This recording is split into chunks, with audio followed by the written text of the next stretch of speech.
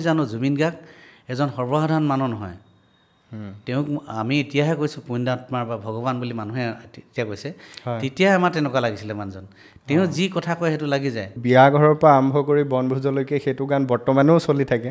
এতিয়াও মই ষ্টেজত দুবাৰমান তিনিবাৰমান গাবই লাগে। এতিয়া অনুৰোধ আহে কেইজনমান মানুহ বন্দুক লৈ পিনি পথাৰলৈ গৈছিলে। বন্দুক লৈ গৈছিলে, বন্দুক লৈ কাণত এনেকৈ বন্দুক পেলাই মানে গৈছে মানে।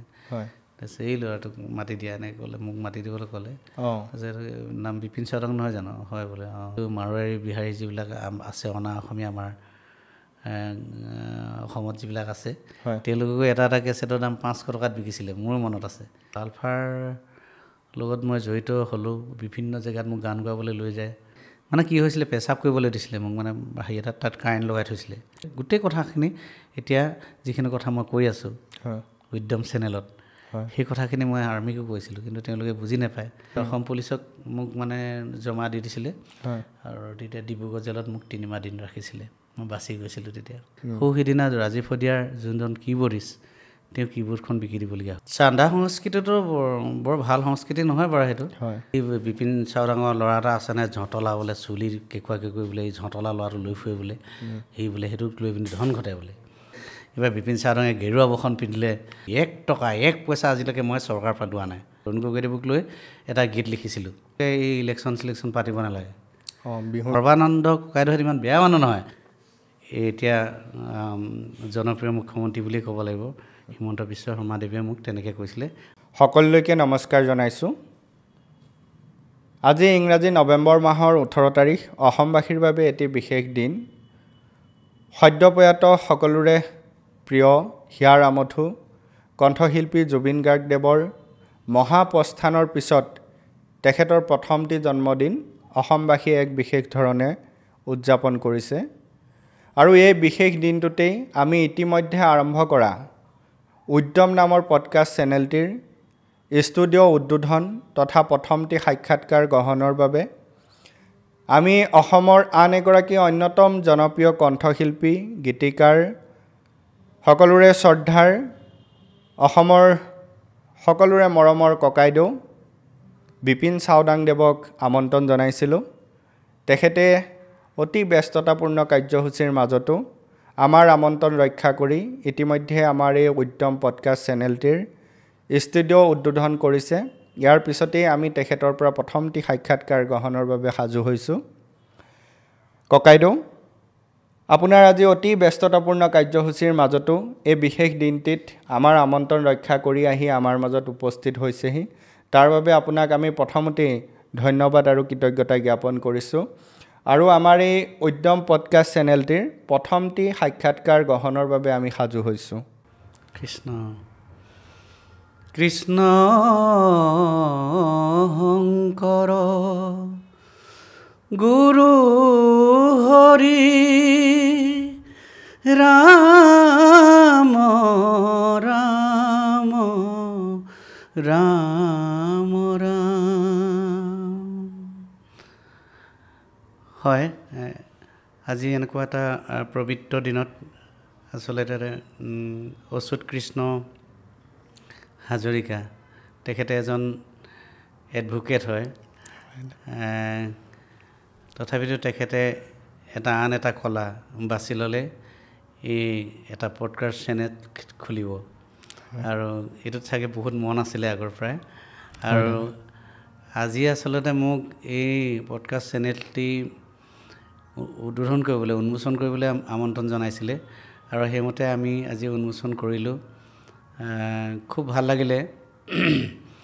মই ভগৱানৰ ওচৰত প্ৰাৰ্থনা জনাম সদায় যাতে এই উদ্যম, তেওঁ পডকাষ্ট চেনেলটিৰ নাম দিছে উদ্যম চেনেলটিয়ে বহুত উদ্যমেৰে কামবিলাক কৰে, আৰু অসমৰ বহুতৰে গোটেই জীৱনৰ কথাবিলাক কেৱল মোৰ বুলি নহয়, আজিতো মই প্ৰথম পাইছোঁ, বহুতৰে যাতে জীৱনৰ কথাবিলাক গোটেই অসমত প্ৰচাৰ কৰে, গোটেই পৃথিৱীয়ে জানক, পৰিচয় কৰাই দিয়ক, তাৰে আমি আশা কৰিলোঁ। আৰু তাৰ বাবে ভগৱানে যাতে তেওঁক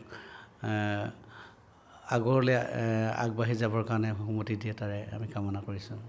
ধন্যবাদ জনাইছোঁ আৰু সদায় আপোনালোকৰ দিহা পৰামৰ্শ তথা আশীৰ্বাদ কামনা কৰিছোঁ। তথা আমাৰ সকলো নৱাগত দৰ্শকৰ প্ৰতি আমি অনুৰোধ জনাইছোঁ আমাৰ এই চেনেলটি আপোনালোকে নিজৰ চেনেল বুলি আঁকোৱালি ল'ব আৰু সদায় আপোনালোকৰ বহুমূলীয়া দিহা পৰামৰ্শ দি যাব বুলি আশা ৰাখিছোঁ। এতিয়া ককাইদেউ, আজি অসমত জুবিন গাৰ্গৰ মহাপ্ৰস্থানৰ পিছত তেখেতৰ প্ৰথমটো জন্মদিন উদযাপন কৰিছে। আজি অতিকৈ এটা বিশেষ দিন। গতিকে অসমবাসী ৰাইজে তথা আমি সকলোৱে জানো আপোনাৰ আৰু জুবিন গাৰ্গ ডাঙৰীয়াৰ এটা বিশেষ জুতি আছিলে। আপুনি লেখা বহুতো গীত তেখেতে গাইছিলে আৰু আপুনি গোৱা বহুতো গীতো তেখেতে গাইছিলে। গতিকে আমি যদি আমাৰ দৰ্শকসকলৰ প্ৰতি তেখেতে আপুনি লেখা আৰু তেখেতে গোৱা যদি এটি গীত অকণমান গুণগুণাই দিয়ে তেনেহ'লে সকলোৱে ভাল পালেহেঁতেন। তেনেকুৱা গীত আচলতে বহুতেই আছে। হয়, মই যেতিয়া NK প্ৰডাকশ্যনত ভৰি দিছিলোঁ, হয়, আচলতে সেই NK প্ৰডাকশ্যনত ভৰি দিবৰ কাৰণে মোক জুবিন গাৰ্গে প্ৰেৰণা দিছিলে। হয়, ৰাতি প্ৰায় 2টামান বজাত জুবিন গাৰ্গে ফোন কৰিছিলে সেইদিনা। এতিয়াও মোৰ মনত আছে। লগত আছিলে বিমান বৰুৱা ককাইদেউ, NK প্ৰডাকশ্যনৰ স্বত্বাধিকাৰী দেৱৰ কুমাৰ বৰকটকী, তেখেতো আছিলে। ৰাতি হঠাতে এটা ফোন আহিল। বিমান বৰুৱা ককাইদেৱে মোলৈ ফোন কৰিলে, বিপিন ঠিকে আছনে? বোলে অঁ, এই ৰাতিখন ফোন কৰিলোঁ তোলৈ। হয় হয় কওক। আমি গাঁৱলীয়া মানুহ, আমি সোনকালে শুই যাওঁ গাঁৱত। শুই মানে কিন্তু মোবাইলটো বাৰু খোলা থৈ দিওঁ মই, সেইটো কাৰণে মই পালোঁ। দেৱদাই মোক লগে লগে ফোনটো ধৰিলে, বিপিন ভালে আছে? অঁ ভালে আছোঁ। আৰু এই তুমি আমাৰ NK প্ৰডাকশ্যনত গান লিখিব লাগিব দেই, দিব পাৰিবা নাই গান? মই চাওঁচোন দাদা বোলো। এনেকৈ কওঁতে জুবিন গাৰ্গে ফোনটো লৈ ক'লে, বিপিন কেনেকুৱা খবৰ? অঁ, এই আগৰ পৰা আপোনালোকৰ চিনাকি আছে? আগতে চিনাকি আছিলে। মোৰ যেতিয়া দিহিংপাৰৰ প্ৰীতি, বাখৰমণি আদি বিহু কেছবিলাক কৈছিলোঁ, তেতিয়া জুবিন গাৰ্গক আমি গীতবিলাক গোৱাইছিলোঁ। তেতিয়া সেই গোৱাবলৈ যাওঁতে তেখেতক লগ কৰোঁ। যিখিনি পইচা পাতি দিব লাগে সেইখিনি মোৰ হাতেৰে দিয়া হয় আৰু তেখেতক গানবিলাক গোৱাওঁ। মোৰ গানবিলাক প্ৰায়বিলাক গীত মানে তেতিয়া দিহিংপাৰৰ প্ৰীতি বিহু গীতবিলাক তেখেতে গাই দিছিলে। আৰু তেতিয়াই চিনাকি হৈছিলোঁ, কিন্তু ইমান ঘনিষ্ঠ সম্পৰ্ক নাছিলে। আৰু তেতিয়া তেওঁ ক'লে যে ইয়ালৈ NK প্ৰডাকশ্যনলৈ আহিব লাগিব গীত দিবলৈ, তোৰ গীতবিলাক বৰ ভাল লাগে, বিহু গীতবিলাক। গতিকে আমাৰ এই NK প্ৰডাকশ্যনৰ গীতবিলাক লিখিবিচোন, ভাল লাগিব বোলে, তই বৰ ধুনীয়া লিখ গীতবিলাক। আৰু তেনেকৈয়ে তেওঁ কথামতে মই গুৱাহাটীলৈ ঢাপলি মেলিছিলোঁ আৰু NK প্ৰডাকশ্যনত গীতবিলাক লিখিবলৈ সুবিধা পাইছিলোঁ। সেইটোক তেওঁক ধন্যবাদ দিবই লাগিব। তেওঁ যদি মই লিখা গীতবিলাক যদি তেওঁ নাগালে হ'লে হয়তো মই এতিয়া বিপিন চাওডাঙ হ'ব নোৱাৰিলোঁ হ'লে। অসমৰ ৰাইজৰ মাজত যেনেকৈ মই এখোজ দিবলৈ চেষ্টা কৰি আছোঁ বা চেষ্টা কৰিবলৈ সুবিধাটো দিলে, সেইখিনি হয়তো মই সুবিধাই নাপালোঁ হ'লে। এতিয়া মই ৰাইজৰ মাজলৈ যাবলৈ যেনেকৈ হ'লেও প্ৰয়াস কৰিব পাৰিছোঁ, কেৱল জুবিন গাৰ্গৰ কাৰণে। আপোনাক গীত লিখিবৰ বাবে তেখেতে অনুপ্ৰাণিত কৰিছিলে আৰু আপুনি লেখা গীত তেখেতে গাবৰ কাৰণে আগ্ৰহ প্ৰকাশ কৰিছিলে, যাৰ কাৰণে আপুনি বেছিকৈ অনুপ্ৰাণিত হৈছিলে গীত লিখিবলৈ। হয়, তেনেধৰণৰ এটা আপোনাৰ সকলো গীতেই জনপ্ৰিয়, এটা যদি অন্যতম জনপ্ৰিয় গীত অকণমান গুণগুণাই দিয়ে আমাৰ নৱাগত দৰ্শকসকলৰ প্ৰতি। মই জুবিন গাৰ্গৰ কাৰণে প্ৰথম NK প্ৰডাকশ্যনত গীত লিখিছিলোঁ জানমণি কেছেটৰ এটা গীত। জানমণি গুণা গোঠা চলি আছে তোমাক বিয়া দিবলৈ, তুমি ভাবিছা চাগে মোকে এৰি যাবলৈ। জানমণি গেৰি গুচি যোৱাতকৈ মোক মাৰি গুচি যাবাগৈ, তেতিকাহে মোৰ হৃদয়ে সৰগ ঢুকি পাবগৈ। হিয়া ভাঙি ছিঙি থৈ যদি এৰি যোৱা গৈ, সুখী হবা কেনেকৈ জানৈ জানৈ জানৈ। এই গীতটো প্ৰথম মই ধন্যবাদ NK প্ৰডাকশ্যনত দিছিলোঁ। তাৰপিছৰ পৰা আৰু গানবিলাক বাঢ়ি বাঢ়ি গৈ থাকিলে। বাতি ভৰাই চিয়াখাৰীৰ পৰা একদম মাজৰ গানখিনি থাকিলে লাষ্টত কিন্তু মই লিখিছোঁ মৰি লং গানটো। হয়, বাতি ভৰাই চিৰাখাবি গানটো প্ৰসংগ যিহেতু ওলাইছে, এইটো অসমত যিমান জনপ্ৰিয়, সৰ্বাধিক জনপ্ৰিয় গীতৰ ভিতৰত এটা অন্যতম জনপ্ৰিয় গীত। কিন্তু জনপ্ৰিয়তাৰ সমানে সমানে কিছু ক্ষেত্ৰত বিতৰ্কিতও হৈছিলে গীতটি, এই বিষয়ত আপুনি কি ক'ব? আচলতে এনেকুৱা ধৰণৰ গীত মই তেতিয়া এটা কেছেটত মোৰ প্ৰায় 8টামান গীতে মোৰ থাকেই, প্ৰায় 8টা। তেওঁলোকতো অঞ্জনা কেছেটো আছে, জানমণি, অঞ্জনা আৰু কেইবাটাও কেছেট এনকে প্ৰডাকশ্যন আছিলে। আটাইকেইটা কেছেটতে আমি গান লিখিব লাগে। তেনেকৈ অসমৰ প্ৰখ্যাত সংগীত পৰিচালক বিমান বৰুৱা ককাইদেউ যেতিয়া বিহু ভাল পৰিচালনা কৰে বুলি তেতিয়া নহয়, এতিয়াও বিমান দাই মোৰ দৃষ্টিত মানে 1 নম্বৰ সংগীত পৰিচালক বিমান বৰুৱা ককাইদেউ। এনকে প্ৰডাকশ্যনৰ জৰিয়তে তেওঁ বহুত বিহু কেছেটত আচলতে সংগীত পৰিচালনা কৰিছে বিমান বৰুৱা ককাইদেৱে। তেতিয়া মই গানবিলাক এনেকৈ আমি বহি লওঁ, গোটেইখিনি মানুহ, ঢোল তাল। প্ৰসেন বৰা ককাইদেউ আছিলে, তেতিয়া দেৱেশ্বৰ আছিলে ঢুলীয়া, জয়ন্ত ককাইদেউ আছে, মনোজ ককাইদেউ আছে। মনোজ ফুকন ককাইদেউ তেতিয়া পেঁপা বজাইছিলে, জয়ন্ত ককাইদেৱে তাল বজাইছিলে, পেঁপা বজাইছিলে। জয়ন্ত সোণোৱাল ককাইদেউৰ কথা কৈছোঁ মানে। আৰু তেনেকৈ গানবিলাক আমি কৰা হয়। প্ৰায়বিলাক গীতে মই যিবিলাক গীত দিওঁ প্ৰায় লয় আৰু দেৱদাই বা বিমান দাই বা জুবিন গাৰ্গৰ কথা হ'লো। কিন্তু লাষ্টত এই ককাইদেউ এডোখৰতে জয়ন্ত সোণোৱাল দেৱৰ কথা ওলালে। হয়, জুবিন গাৰ্গক তেখেতে প্ৰথম বিহু গোৱাইছিলে নেকি? জুবিন গাৰ্গক প্ৰথম বিহু গোৱা মানুহজনতো বিমান বৰুৱা হ'ব কিজানি, যিমানটো তেখেতে পৰিচালনা কৰিছিল। হয়, তেওঁ পৰিচালনা কৰিছে। তেখেতে পৰিচালনা কৰা নহয়, তেখেতে বহুত গীত লিখে।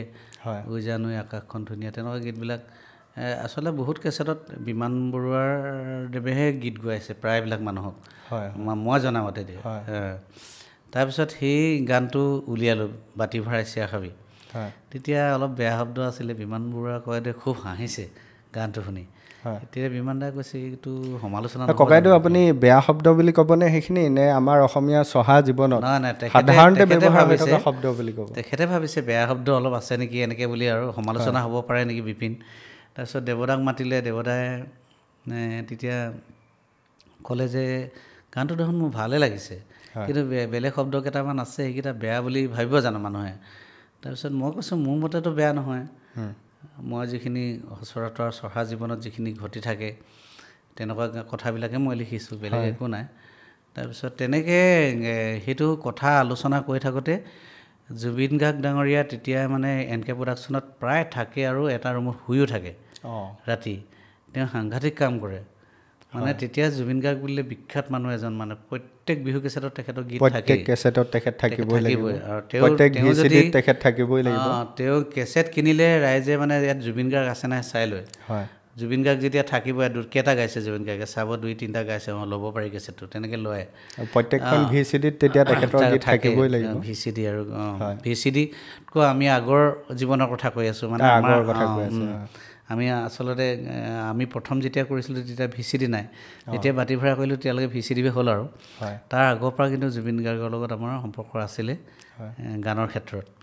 তাৰপিছত সেই গানটো সেইখিনি সময়তে আকৌ তেওঁ মানে শুই উঠিবলৈ হ'ল, অলপ দেৰিকৈ উঠে, ৰাতিপুৱা শুৱেহে তেওঁ, ৰাতি নুশুৱে। আমি শুৱা দেখা নাই ৰাতি, তেওঁ ৰাতি কামেই কৰে, ৰাতিপুৱা সময়খিনি শুৱে। তাৰপিছত যেতিয়া উঠি আহিলে সি গানটো আমাৰ আলোচনা কৰা শুনি আছিলে তেখেতে।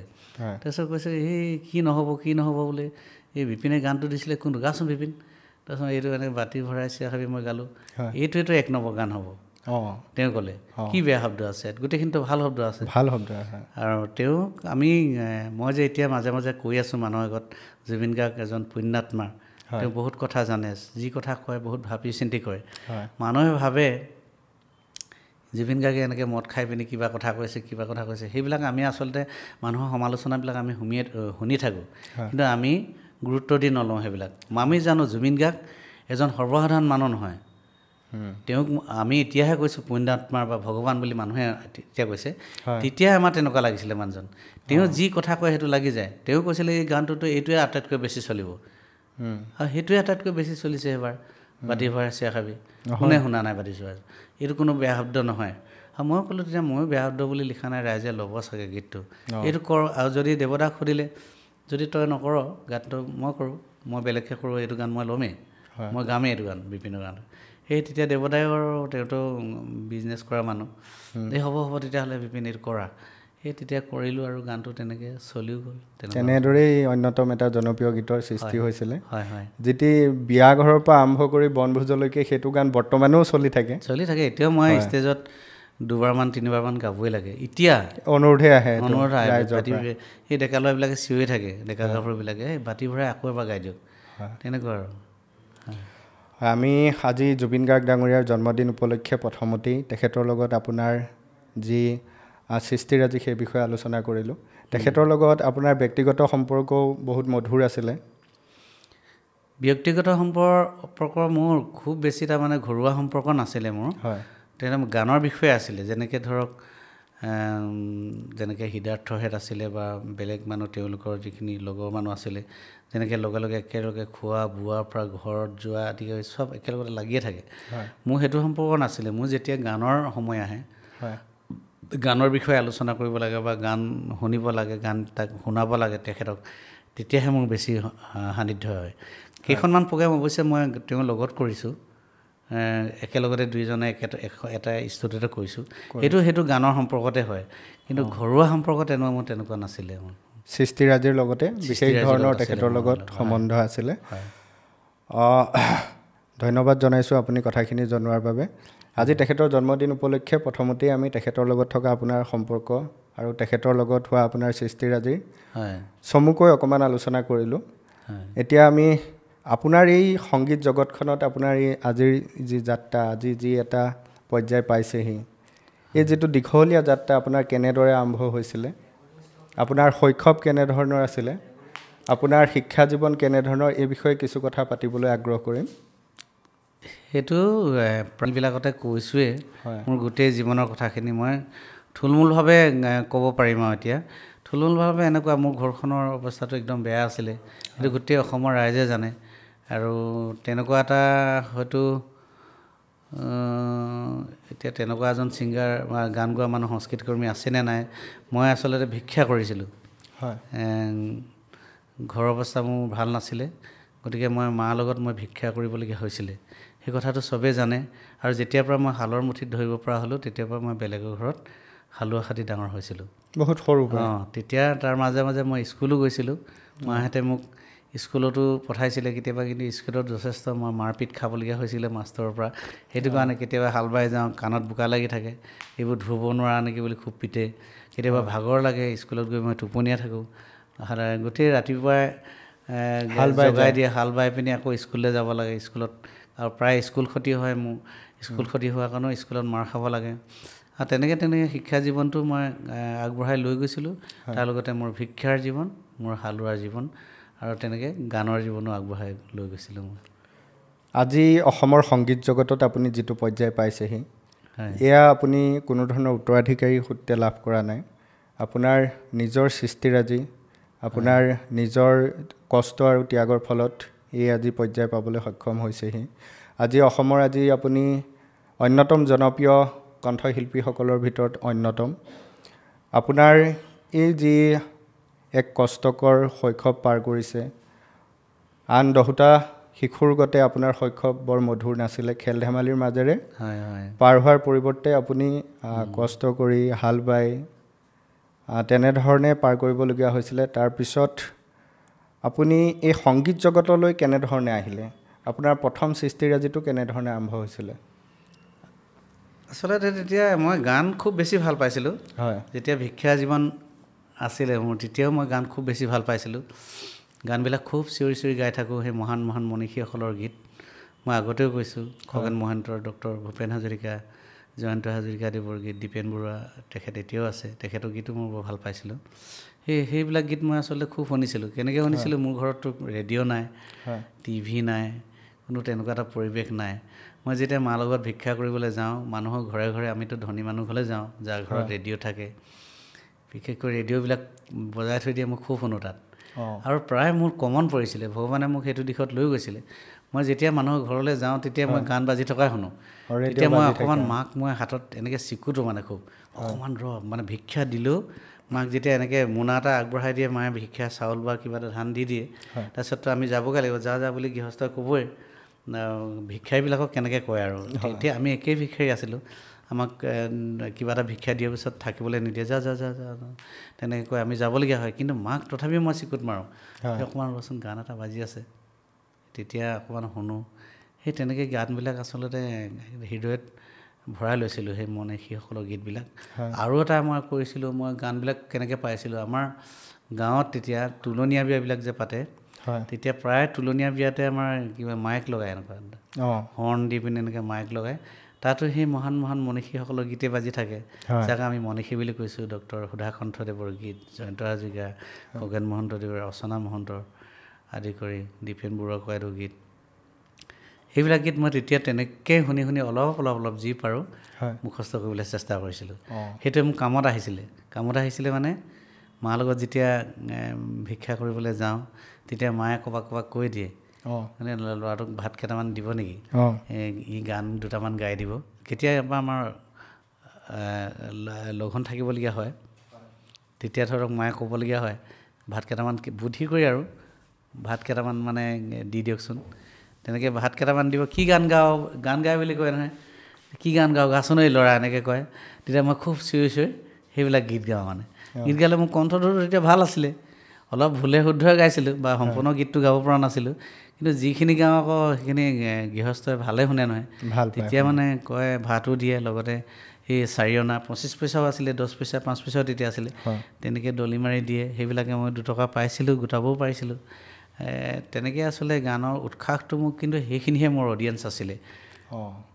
তেখেতলোকে মোক বহুত উৎসাহ দিছিলে, যিসকলৰ আগত মই গান গাই যিসকলে মোক পইচা দিছিলে বা চাউল ধান দিছিলে, সেইসকলক মই এতিয়াও সোঁৱৰা মোৰ প্ৰয়োজন আছে বা মই সদায় সেই কথাটো ভাবি থাকোঁ। সেইসকলে মোৰ শ্ৰোতা আছিলে, তেওঁলোকে মোক ওপৰলৈ নিছিলে গানৰ ক্ষেত্ৰত।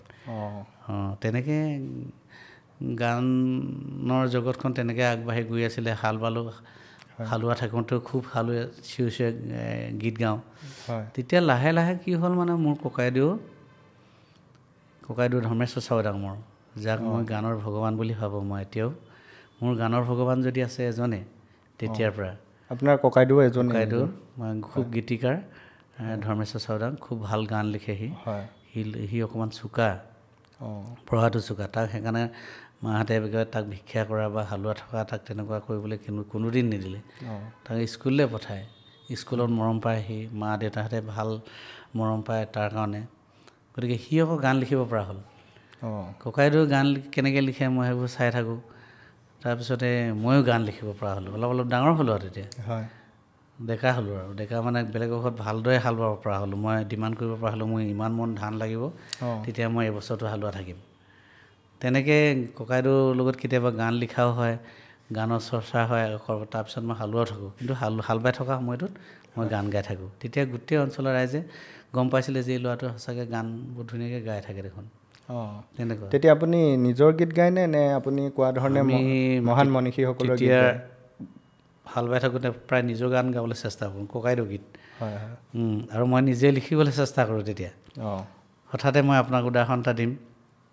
তেতিয়া মই ঘৰত আছোঁ, পথাৰত ধান ৰোৱা হৈ গ'ল, হালোৱা মই শেষ হ'ল আৰু মানে এতিয়া খালি ধানটোতো আনি আগতে শেষে কৰোঁ। তাৰপিছতে তেনেকৈ মানে পথাৰলৈ মানে বলীয়া বানপানী আহিছিলে। ককাইদেউতো গীত লিখেই, মোৰ গীতবিলাক মানে কথাবিলাক পাতলা হয়, তাৰবিলাক কিন্তু ভাল হয়। সি বহুত জটিল ভাষাত, অসমীয়া ভাল ভাষাত গীত লিখিব পাৰে, মই কিন্তু একেবাৰে মোৰ গানবিলাক পাতলা হয়। তেতিয়া নঙলামুখত মই এদিন বহি আছোঁ, তেতিয়া আগত দেখিছোঁ যে গোটেই বানপানী পথাৰত ধানবিলাক মাৰিছে আমাৰ। তেতিয়া মই লিখিছিলোঁ, মই মনতে কল্পনা কৰি লিখি আছিলোঁ, আকৌ আহিল দেখোন আমাৰ পথাৰলৈ বতৰৰ বলীয়া বান, ওলাই আহা ৰাখা যদি বলীয়া বান। মই ৰাইজক উদ্দেশ্যি সেই কথা ক'বলৈ বিচাৰিছিলোঁ সেইটো বয়সত। ককাইদেউৱে মই গানবিলাক গোৱা শুনি থাকে, মই নঙলা দলত বহি পিনি গান প্ৰায় চিঞৰি থাকোঁ, সি চোতালত থাকে। তেতিয়া সি মোক পিছফালৰ পৰা মাত লগাইছিলে, ককাইদেউৱে, এই বোলে তই ক'ত বলীয়া বান বোলে বান্ধি ৰাখিব পাৰিবি, কোনে বানক বান্ধি ৰাখিব পাৰে নেকি গোটেই? গতিকে সেনেকৈ নহয়, কিন্তু ককাইদেউ গাত সম্পূৰ্ণ দেশপ্ৰেম আছিলে তেতিয়া। আপোনাৰ গীতবিলাকত তাৰ পৰিস্ফুট হয়। তেতিয়া ককাইদেউৱে ভিতৰলৈ গ'ল, মই গীতটো তোৰ সুৰটো ভাল হৈছে, কিন্তু কথাখিনি অলপ বদলাকৈ দিম, কি কৰিবিনো বোলো, কৰচোন বোলে, এনেকৈ আৰু তই ৰখি থাক। সি গৈ পিনি গান লিখাত বিৰাট ধাউতি তাৰ, লগে লগে কলম কাগজ লৈ লিখিলে। আপোনাতকৈ বয়সত কিমান ডাঙৰ হ'ব? মোতকৈ কেইবছৰমান ডাঙৰ সি। সেইকাৰণে হয়তো গীতসমূহত তেখেতৰ বেছি গুৰু গম্ভীৰ হয়। ডাঙৰ, মই তাতকৈ বহুতখিনি পিছত, বহুত বছৰ পিছত জন্ম, গতিকে সি ভালদৰে জানে মানে। তেতিয়া সি সেই গীতটোকে লিখিলে। মই কি লিখিছিলোঁ? হোৱা আকৌ আহিল আমাৰ পথাৰলৈ বতৰৰ বলিয়া বান, ওলাই আহা ৰাখা যদি বলিয়া বান। সেইটো লিখিছিলোঁ। সি সেইখিনিকে লিখি লৈ আহিলে।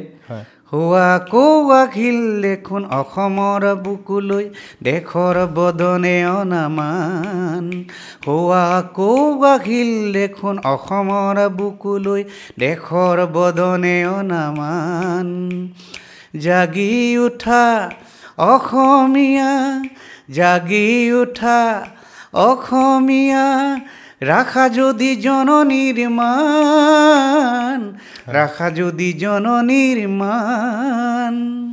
দেখিছে ক'ত বতৰৰ বলিয়া বান, ক'ত বদনে অনা মান। আপোনাৰ গীতসমূহ তেতিয়া আপোনাৰ সেই পৰিস্থিতি, আপোনাৰ অভিজ্ঞতা, তাৰ পৰা আপোনাৰ সৃষ্টি হৈছিলে, সেয়েহে আপোনাৰ গীতসমূহত কেঁচা মাটিৰ গোন্ধ পোৱা যায়। তাৰ পিছৰ পৰ্যায়ত আপুনি কোৱা ধৰণে আপোনাৰ দাদাৰ যি জাতীয়তাবাদী চিন্তাধাৰা বা দেশপ্ৰেমৰ চিন্তাধাৰা, সেইখিনি সংযোজন ঘটিল। সেইখিনি মোৰ মাথাটো ভৰাই দিলেহি। হয়। আৰু আটাইতকৈ ডাঙৰ কথা তেতিয়া মানে সংযুক্ত মুক্তি বাহিনী অসমত তেতিয়া আছিলে, সংযুক্ত মুক্তি বাহিনী আলফা। আলফা আছিলে সেইটো সময়ত। গতিকে মানুহৰ অলপমান ছাপৰ্টো কৰিছিলে তেতিয়া, অলপ মানে ঠাই ঠাইতো বহুত বেছি ছাপৰ্ট কৰিছিলে আলফাক, জেগাই জেগাই প্ৰথম অৱস্থাত। তাৰপিছত সেইটো সময়তে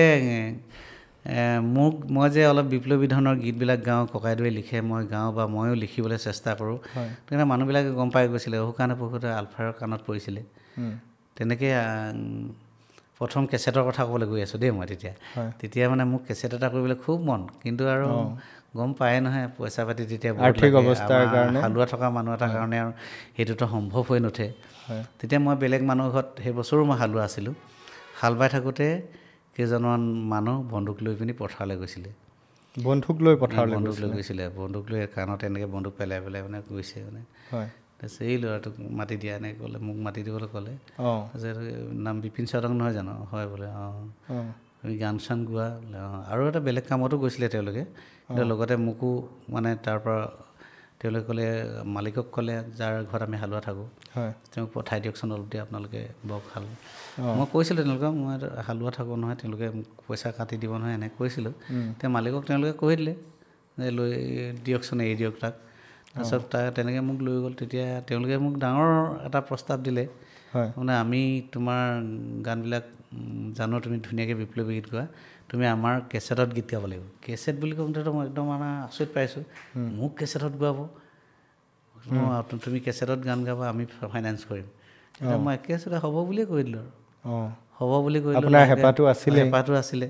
তাৰপিছত ককাইদেউৰ ওচৰলৈ গ'ল, ককাইদেউক ক'লে গানবিলাক লিখক আপুনি। তাক মৰম কৰে চবেই, আলফাই সন্মানভাৱেহে তেওঁক সন্মান সহকাৰেহে কৈছে গানখিনি লিখা। তেওঁ কৈছে আমাৰ গান লিখা আছেই, সিয়ে বহুত সুৰ কৰি থৈছে গান। মোৰ কথা ক'লে, গানবিলাকতো চব সিয়ে সুৰ কৰে, মই লিখিহে দিওঁ কথাখিনি বোলে, সিয়ে আৰু ক'লে বহুত উলিয়াই দিব। তেতিয়া আকৌ আমি লিখিছিলোঁ তেতিয়া স্বদেশৰ চৌদিশে, ৰণ যদি হয় শৰাইঘাটৰ, তেনেকুৱা গীতবিলাক আমি লিখিছিলোঁ। দেশপ্ৰেম আৰু জাতিপ্ৰেমেই পৰিস্ফুট হৈছিলে। হয়। আৰু কেছেটখনৰ নামটো কি আছিলে? তেতিয়া সেই কেছেটখনৰ নামেই আছিলে মুক্তিৰ গান। মুক্তিৰ গান। মুক্তিৰ গানত মই আপোনাৰ যদি চনটো মনত আছে, কিমান চনত প্ৰকাশ পাইছিলে? এতিয়া ভালদৰে মোৰ মনতে নাপায়, ভাবিবলৈ নহয় চনবিলাক। হ'লেও আলফাৰ আৰম্ভণিৰ দিনতে আৰু। তেতিয়া কিন্তু বজৰং অপাৰেশ্যন হৈছিলে। বজৰং অপাৰেশ্যনটো মোক কেলৈ মনত আছে গম পাইছেনে? মই যেতিয়া গীত গালোঁ, গীতটো পূৰা চলিলে অসমত, মুক্তিৰ গান। যিবিলাকে কেছেট নুশুনে সেইবিলাকো ল'লে। বিশেষকৈ মই দেখিছিলোঁ মাৰোৱাৰী, বিহাৰী যিবিলাক আছে অনা অসমীয়া আমাৰ অসমত যিবিলাক আছে, তেওঁলোককো এটা এটা কেছেটৰ দাম 500 টকাত বিকিছিলে, মোৰ মনত আছে। 500 টকা দি হ'লেও কিন্তু কেছেট লৈছিলে। প্ৰকাশকৰ কাৰণে লৈছিলে? তেওঁলোকে মানে কেছেটটো লৈ আৰু মানে আলফাই দি দিয়ে আৰু 500 টকা দি দিয়ে আৰু তেনেকৈ লৈছিলে, আৰু তেনেকৈ বহুত কেছেট বিক্ৰী কৰিছিলে, পইচাও উঠাইছিলে তেনেকৈ। আৰু লাষ্টত মানে গৈ কি হ'ল, আলফাৰ লগত মই জড়িত হ'লোঁ। বিভিন্ন জেগাত মোক গান গোৱাবলৈ লৈ যায়। আলফাত কিন্তু মই নাছিলোঁ, মোক গান গোৱাবলৈহে লৈ যায়। কেৱল গান গাবলৈ? কেৱল গান গাবলৈ। মোৰ গানৰহে, মোৰ কোনো বন্দুকৰ মতলব নাই। মোৰ কোনো গানে সশস্ত্ৰ সংগ্ৰামত আপুনি যোগদান কৰা নাছিলে, মই কেৱল আপুনি গীত পৰিৱেশন কৰিছিল? কেৱল গীত। মই গীত খালি মোৰ গীতৰ দ্বাৰাই আকৌ, গীতটো বেলেগ বস্তু নহয়, বিপ্লৱটোক বহুত ওপৰত তুলি দিয়ে।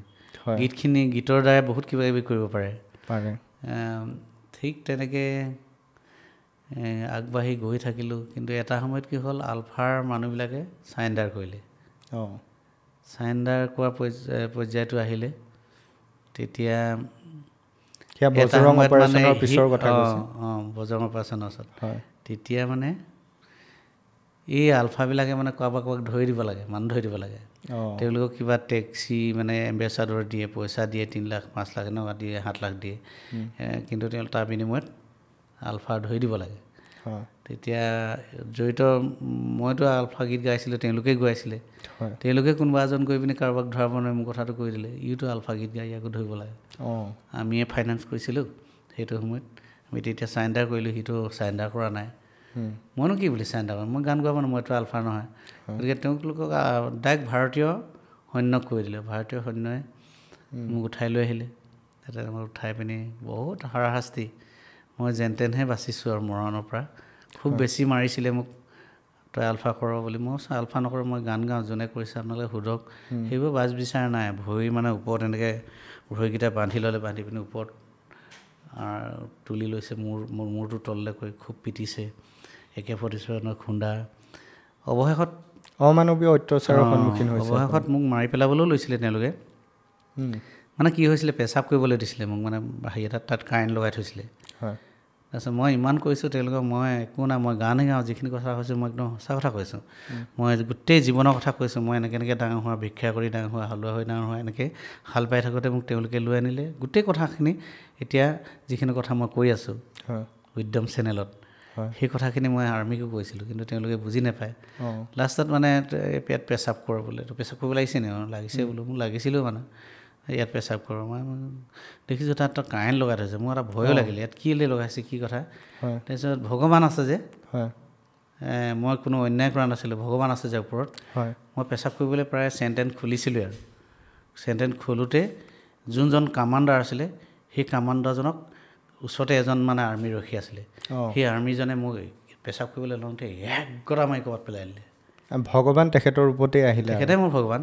এক গটা মাৰিছে, তেতিয়া তাক ধৰিছে মানে কামাণ্ডাৰে। কি হ'ল এই হিন্দীতে কৈছে, এই ল'ৰাটোৰ ওচৰত কোনো দুখ নাই, এই ল'ৰাটোক আমি ইমান মাৰিলোঁ, মই নিজে মাৰিছোঁ তাৰ কথা উলিয়াবলৈ।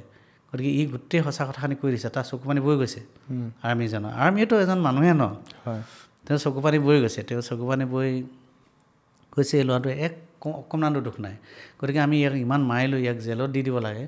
এইটো কৈ দিয়াৰ লগে লগে গোটেই জীৱনটো ইয়াত ধ্বংস হৈ থাকিব, ই মৰিবও পাৰে, নহ'লে বা গোটেই জীৱন ধ্বংস হ'ব। আমি এইটো কেলৈ কওঁ, আমিওতো মানুহ, আমাৰো ল'ৰা ছোৱালী আছে। বুজাইছে টকা। তেতিয়া আৰু এজন ওপৰ ফুনাফুনি কৰি আৰু এজন তেওঁলোকৰ কামাণ্ডাৰে হয় নেকি ওপৰলৈ আহিলে। ওপৰলৈ আহি গোটেই কথা কি হ'ল কি নহ'ল, আমাৰ মাজত তেওঁলোকৰ মাজতে কাজিয়া হৈছে নহয়, কৈছে এইটো এনেকুৱা ধৰণৰ ঘটনা। তাৰপিছত মোক সুধিলে কিছুমান কথা, তেখেতেও ভাল আছিলে নেকি অলপ। তেখেতে সুধিলে মোৰ কথাখিনি, এইটো এনেকৈ গোটেই কথাখিনি ক'লোঁ আৰু। ইয়াৰ আগত কোনো দায় নাই, এইটো গান গোৱা মানুহ, ইয়াক ধৰি আনিছে, গান গোৱাইছে, এতিয়া মানে ইয়াৰ গাত কোনো দুখ নাই, ইয়াক এতিয়া অসম পুলিচক জমা দি দিয়ে। তেতিয়া অসম পুলিচক মোক মানে জমা দি দিছিলে, আৰু তেতিয়া ডিব্ৰুগড় জেলত মোক 3 মাহ দিন ৰাখিছিলে। মই বাচি গৈছিলোঁ তেতিয়া। তেনেকৈ আপুনি মানে আপোনাক গীত গাবৰ কাৰণে আলফাই লৈ যোৱাৰ কাৰণে আপুনি 3 মাহ দিন জেলত থাকিবলগীয়া হ'ল, আৰু ভাৰতীয় সৈন্যৰ নানান ধৰণৰ আপুনি অমানৱীয় শাস্তিৰ সন্মুখীন হ'বলগীয়া হ'ল। কিন্তু ভগৱানৰ কৃপাত আপুনি কোৱা ধৰণেৰে সেই মানে আৰ্মিৰে সেই সৈন্যজনে ঠেলা মাৰি আপোনাক শাস্তি প্ৰদান কৰা ব্যক্তিজনৰ পৰা বচাইছিলে। গতিকে ভগৱানক ধন্যবাদ দিব লাগিব। ভগৱানে হয়, সেইদিনা আপোনাক ৰক্ষা নকৰা হ'লে আজি অসমবাসীয়ে আপোনাৰ দৰে এজন জনপ্ৰিয় শিল্পী নাপালেহেঁতেন। আজি ইয়াত বহিব নোৱাৰিলোঁ হ'লে মই। হয়, আমাৰো সৌভাগ্য। আপোনাৰ এই দীঘলীয়া যাত্ৰাত প্ৰথম আপুনি ক'লে ইতিমধ্যে আলফাই আপোনাৰ কেছেটটো উলিয়াইছিলে, হয় তাৰপিছত আপুনি নিজাববীয়াকৈ কেতিয়া কেছেট উলিওৱাৰ বা গীত ৰেকৰ্ডিং কৰাৰ চিন্তা চৰ্চা কৰিলে তাৰপিছতে মই জেলৰ পৰা ওলাই আহি আকৌ গানত লাগিছিলোঁ হয় গানত লগাৰ পিছত তেতিয়া মোৰ সৃষ্টি হৈছিলে দিহিং পাৰৰ প্ৰীতি অঁ কেছেট বাসমণি আদি তেনেকুৱা আমাৰ মা প্ৰডাকশ্যন বুলি এটা আছিলে আমাৰ গাঁৱতে অঁ তেখেতৰ নাম হ'ল বীৰেণ গগৈ ৰঞ্জিত চেতিয়া তেনেকৈ লগ লাগি মানে চেনেল এটা খুলিছিলে এই মা প্ৰডাকশ্যন বুলি এটা খুলিছিলে আপোনালোকৰ যেনেকৈ এইটো চেনেল উদ্যম কোন জেগাত আমাৰ গাঁও টিংখাং সমষ্টিত এইটো টিংখাঙত বৰ্তমানৰ অঁ তেওঁলোকে খোলাৰ পাছত আমি তাতো কাম কৰিলোঁ তাত সেইটো কিন্তু আমি নিজৰ বুলি ভাবোঁ মা প্ৰডাকশ্যনটো আমাৰ নিজৰে আছিলে অঁ গতিকে তাত আমাৰ নিজৰ গীতবিলাক তাতে দিয়া হৈছিলে বহুত গীত তাত জুবিন গাৰ্গো গান গাইছিলে অঁ পাহাৰে পাহাৰে গানটো গাইছিলে দিহিং পাৰৰ প্ৰীতিত সেইবছৰ আপুনি লিখিছিলে গীতটি তেতিয়া গীতটো সেইটো লিখিছিলে ককাইদেউ আৰু এজন ল'ৰা আছিলে অঁ নিপ বুলি তেওঁলোকে লিখিছিলে মোৰো আছিলে হয় মোৰ সপোন মোৰ লিখা তেনেকুৱা গীত আছিলে কি সেইবছৰ সপোনত আহি তুমি বুলি এটা আছিলে অঁ সপোনত আহি তুমি আমনি নকৰিবা শীতানৰ গাৰু মোৰ হেমেকাই নিদিবা অভিমান কৰি তুমি আঁতৰি নাযাবা আনিম জোনে তৰা তাৰে উমলিবা চিৰদিন কাষতে ৰবা ঐ মৰমী চিৰদিন কাষতে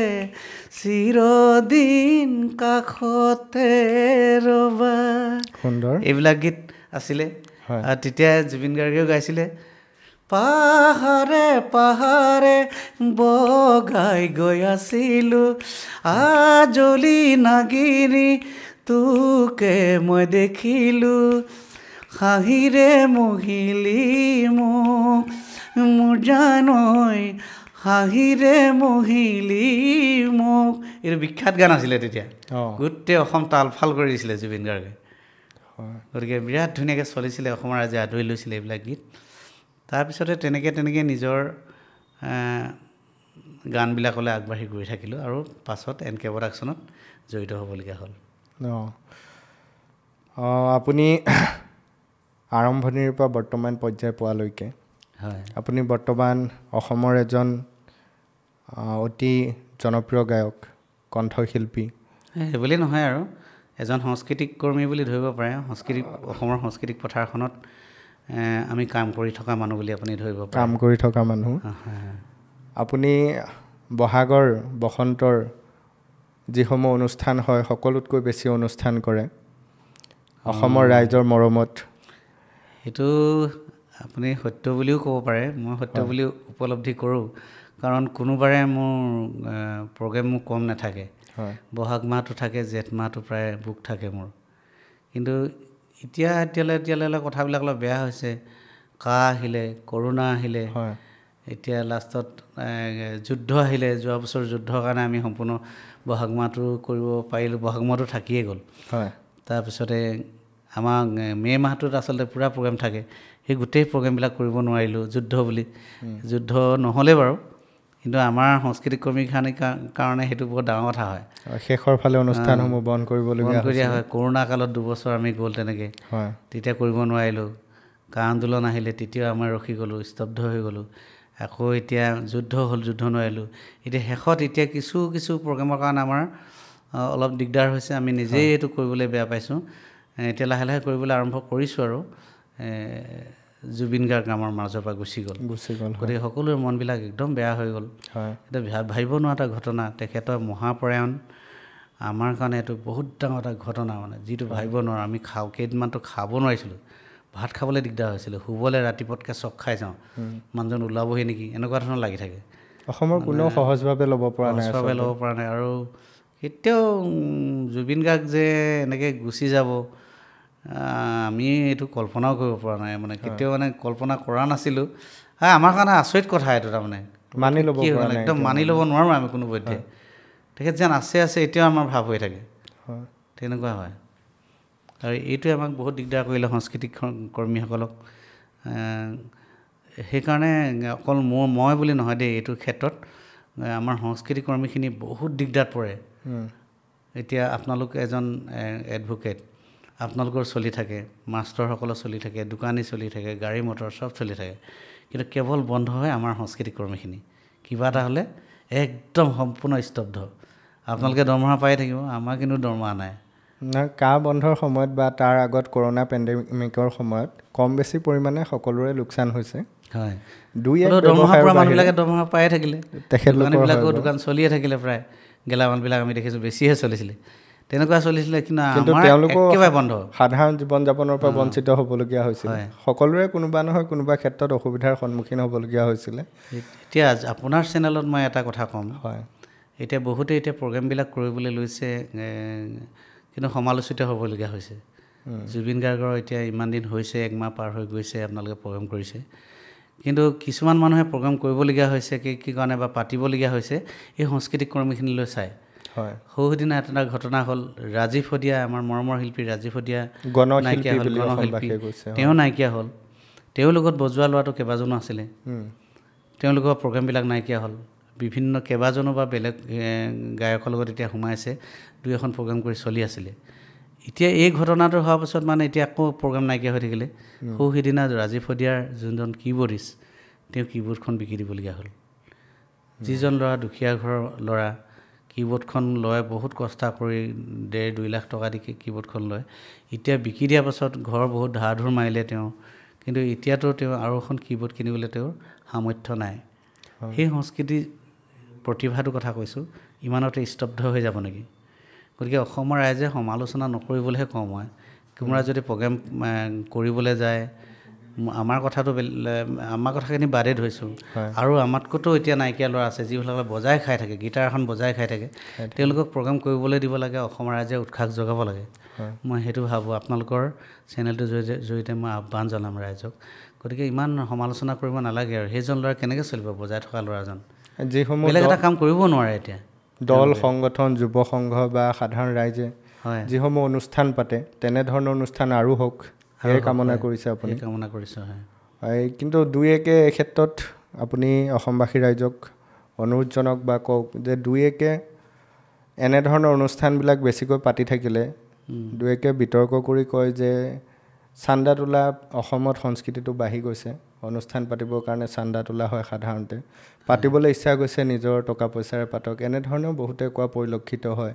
বিশেষকৈ বৰ্তমান সামাজিক মাধ্যমত এনেধৰণৰ বহুল চৰ্চা চলে, এই বিষয়ত আপুনি কি ক'ব? চান্দা সংস্কৃতিটো বৰ ভাল সংস্কৃতি নহয় বাৰু সেইটো। হয়, সেইটো এনি টাইম থাকিব নালাগে, কিন্তু আমাৰ বাপতিসাহোন বিহুখনটো আমি পাতিবই লাগিব। এতিয়া যদি কিবা এটা কাৰণত বাপতিসাহোন বিহুখনো আমাৰ বন্ধ কৰি দিয়ে, তেতিয়া আমাৰ সাংস্কৃতিক কৰ্মীখিনি চলিব কেনেকৈ? এতিয়া ৰাস গ'ল, ৰাসত কিছুৱে প্ৰগ্ৰেম কৰিলে, কিছুতো এতিয়া হেৰি নাই, ৰাসতো বহুত প্ৰগ্ৰেম হয়। বিশেষকৈ নামনি অসমত কিন্তু অসমত বহুত প্ৰগ্ৰেম হৈ থাকে, আৰু সাংস্কৃতিক কৰ্মীখিনি প্ৰায় নামনি অসমৰ বহুতকেইটা প্ৰগ্ৰেমৰ পৰা চলি থাকে বুলি মই ভাবোঁ। মানে সেইবিলাক প্ৰগ্ৰেম পাতেই, আৰু যিখিনিতো পাতিব লাগিব, আমাৰ বিহুখন পাতিবই লাগিব। 3টা বিহু আছে, কাতি বিহু, মাঘ বিহু, বহাগ বিহু। মই পাতিলে ভাল পাওঁ। এইটোতো বাপতিসাহোন বিহু নাপতাকৈ থাকিব নালাগে, পাতিবই লাগে বুলি ভাবোঁ। কিন্তু বাকী চান্দা সংস্কৃতিৰ কথাটো সেইটো বৰ ভাল নহয়, বেছি চান্দাটো তুলিব নালাগে বুলি ভাবোঁ। কিন্তু বিহুখন পাতিব কেনেকৈ? গতিকে সকলোৱে নিজৰ ফালৰ পৰা দিয়ে, সামৰ্থ্য নহয় কাৰণে বিহুখন পাতিবলৈ সামৰ্থ্য নহয় কাৰণে ক'ৰবাত কিবাকিবি খুজিবলগীয়া হয়। তেনেকৈ আগৰ পৰা চলি আছে, সামৰ্থ্য অনুযায়ী যি যেনেধৰণে পাৰে তেনেকৈ দিব লাগে, কিন্তু বেছি বিতৰ্কও কৰিব নালাগে, বৰ বিশেষ বিচাৰিবও নালাগে। ধন্যবাদ জনাইছোঁ। এইখিনিতে আমি আপোনাৰ পৰা জানিব বিচাৰিম, প্ৰত্যেকগৰাকী পুৰুষৰ সফলতাৰ আঁৰত এগৰাকী মহিলা থাকে বুলি কোৱা হয়, এগৰাকী নাৰীৰ হাত থাকে বুলি কোৱা হয়। আপোনাৰ সফলতাৰ আঁৰত নিশ্চয়ভাৱে আপুনি আগতেও বহুত সাক্ষাৎকাৰত কোৱা আমি দেখিছোঁ, আপোনাৰ অৰ্ধাংগিনীৰ যথেষ্টখিনি অৰিহণা আছে। এই বিষয়ত আপুনি যদি চমুকে অকণমান কয়। বহুত বেছি আছে আৰু। তাৰমানে মোৰ তেতিয়াতো মোৰ য'ত ত'ত ঘূৰি ফুৰা মানুহ, বৈৰাগী টাইপ মানুহ, য'ত ত'ত ঘূৰি ফুৰোঁ। তেতিয়া মোৰ এখন বেংকৰ একাউণ্টো নাছিলে, কোনো বেংকৰ এখন তেতিয়া মানে বিয়া পতা আগৰ কথা কৈছোঁ। তাৰপিছত বিয়া পতাৰ পিছতহে তাই খুলিছে এইবিলাক অঁ তাৰপিছতহে 2 পইচা আমি তেনেকৈ জমা কৰিব পাৰিছোঁ আগতেতো নাই যিখিনি পইচা থাকে লগৰবিলাক বহুত থাকে বজোৱা লোৱা থাকে চাউণ্ডত দিব লাগে ক'ৰবাত দিব লাগে তেনেকৈ দি মেলি আমি সেইসময় বেছি পইচাও নাপাওঁ হয় তেনেকৈ জীৱনবিলাক কটাইছিলোঁ আমি কিন্তু পাছলৈ এতিয়ালৈ তাই অহাৰ পিছত তাই মোৰ মেনেজাৰ হ'বলৈ ধৰিলে গোটেই পৰিচালনাখিনি তাই কৰে কোনোবা এখন প্ৰগ্ৰেম আহিলে তাই কথা পাতে কাৰোবাৰ পইচা ল'বলগীয়া হ'লে প্ৰগ্ৰেম কৰাৰ শেষত পইচাটো তাই লয় গোটেইখিনি আৰু ল'ৰাটোকো তেনেকৈ ঢোল বজাবলৈ উৎসাহ যোগালে তাই বুলি ক'ব লাগিব মোক দেখিয়ে কৰিছে কিন্তু তাইও আগবঢ়াই দিয়ে কিছুমান মাকে অকল ধৰক স্কুললৈ যাব লাগে খাব লাগে শুব লাগে সেইটোৱে কয় কিন্তু তাই নহয় ল'ৰাটোকো আগবঢ়াই নিবলৈ চেষ্টা কৰিলে মোকো এই ক্ষেত্ৰত বেছি আগবঢ়াই নিবলৈ চেষ্টা কৰিলে বহুত উৎসাহ দিলে আপোনাৰ ল'ৰাজনে খুব ধুনীয়া ঢোল বজায় আমি বহুতো মঞ্চত দেখিছোঁ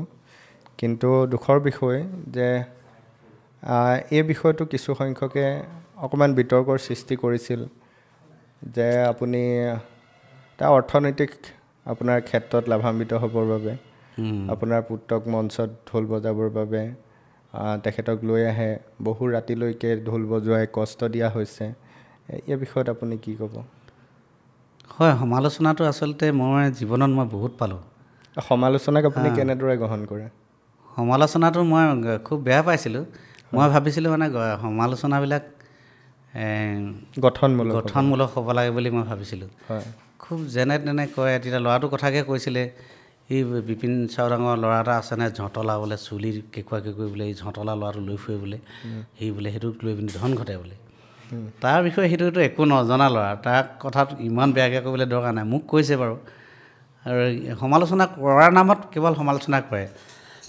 নিজৰ ভিউৱাৰ্ছৰ কাৰণে সেইটো হ'ব নালাগে বুলি ভাবোঁ কিন্তু এতিয়া মই কোনোবাজনে মোৰ ডাঙৰ মানুহজনে ক'লে মই নামটো পাহৰিছোঁ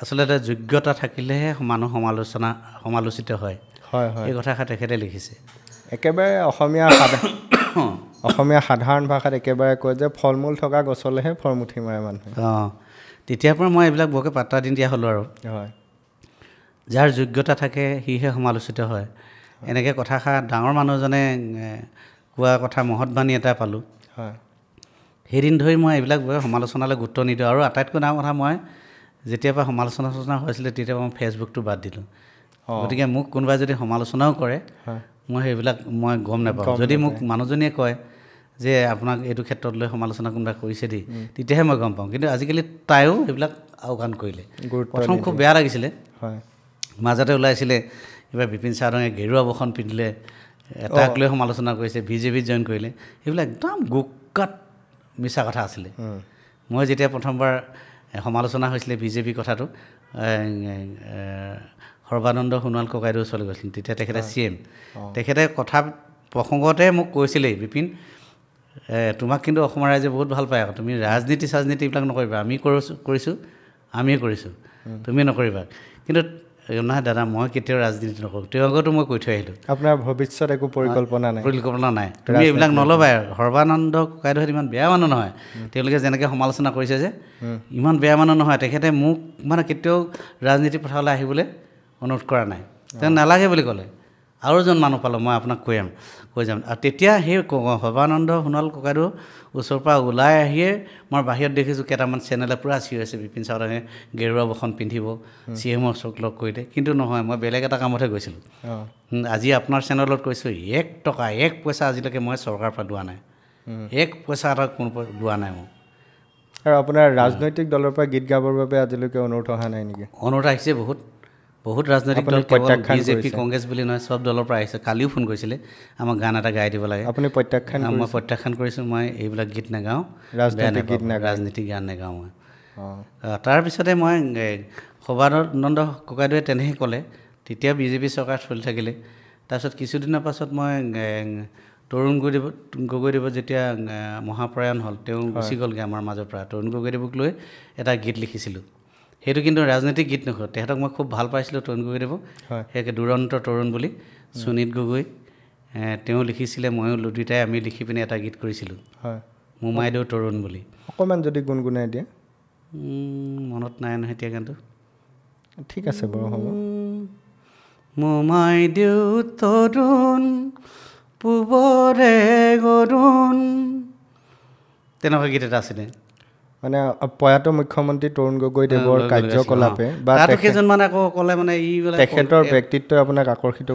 কৰিছিলে তেখেতক খুব ভাল পাইছিলোঁ তেখেতক দলৰ প্ৰতি মোৰ তেনেকুৱা নাই আৰু তেখেতক লৈ লিখোঁতেও কেইজনমানে কৈছিলে ই এবাৰ কংগ্ৰেছত যাব নেকি তৰুণ গগৈক লৈ গীত লিখিলেহেঁতেন তাৰপিছত সেইটো সমালোচনা হ'ল তাৰপিছতে আকৌ এবাৰ মোৰ মানে কাৰেণ্ট নাইকিয়া হৈছিলে পুখুৰীত কাৰেণ্ট নাইকিয়া হওঁতে তাৰমানে কাৰেণ্টটো দিবলৈ কৈছিলোঁ দিয়া নাই বিভাগীয় বিষয়ে আমি পাতিম এইখিনিতে আমি অকণমান জানি ল'ব বিচাৰিছোঁ আপুনি প্ৰাক্তন মুখ্যমন্ত্ৰী প্ৰয়াত তৰুণ গগৈদেৱৰ কথা ক'লে তাৰপিছত প্ৰাক্তন মুখ্যমন্ত্ৰী আৰু বৰ্তমানৰ কেন্দ্ৰৰ এজন শক্তিশালী মন্ত্ৰী সৰ্বানন্দ সোণোৱালদেৱৰ কথাও ক'লে বৰ্তমান অসমৰ মুখ্যমন্ত্ৰী হিমন্ত বিশ্ব শৰ্মাদেৱৰ লগত আপোনাৰ চিনা পৰিচয় বা আপোনাৰ সম্পৰ্ক কেনেধৰণৰ সেইটোৱে মই তাৰমানে তেখেতক মানে কাৰেণ্টটো মোৰ দৰকাৰ আছিলে মানে কাৰেণ্টটো বিভাগীয় মন্ত্ৰীসকলে দিব পৰা নাই তেতিয়া এদিন মাছ আনিবলৈ গৈছিলোঁ মই পুখুৰী এটা খান্দিছিলোঁ ফাৰ্ম এখন কৰিছিলোঁ পুখুৰী এটা খান্দিছিলোঁ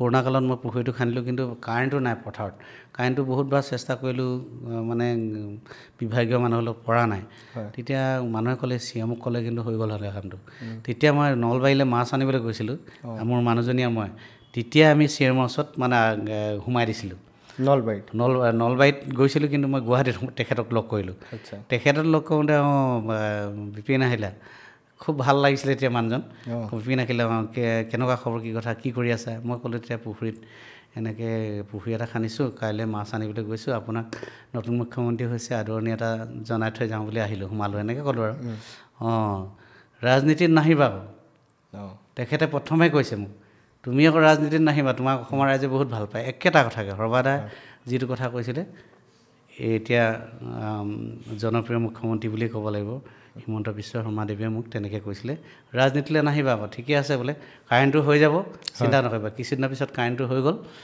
কিন্তু তেখেতে মোক সেইবাৰো তেওঁ ক'লে যে ৰাজনীতিত তুমি কোনো প্ৰয়োজনে নাই তোমাৰ ৰাজনীতি আমি আছোঁ ৰাজনীতি আমি কৰি আছোঁ আমি কৰি থাকিম ৰাজনীতি কৰা মানুহখিনি বেলেগ হ'ব লাগে গান গোৱা মানুহখিনি বেলেগকৈ তোমাক অসমৰ ৰাইজে অলপ বেলেগকৈ লয় গতিকে তুমি ৰাজনীতিত নাহিবা তেওঁ তেনেকৈ ক'লে কিন্তু এচাম মানুহ এতিয়াও আছে সমালোচনা কৰি থাকে যে আমুক ৰাজনীতিত আছে তামুক ৰাজনীতি আছে মই কৈছোঁ আজিও আপোনাৰ চেনেলত দৰ্শকসকলক কৈছোঁ মোৰ জীৱনৰ শেষ টোপাল তেজ থকালৈকে মই কোনো ৰাজনৈতিক দলত যোগদান নকৰোঁ মই কেতিয়াও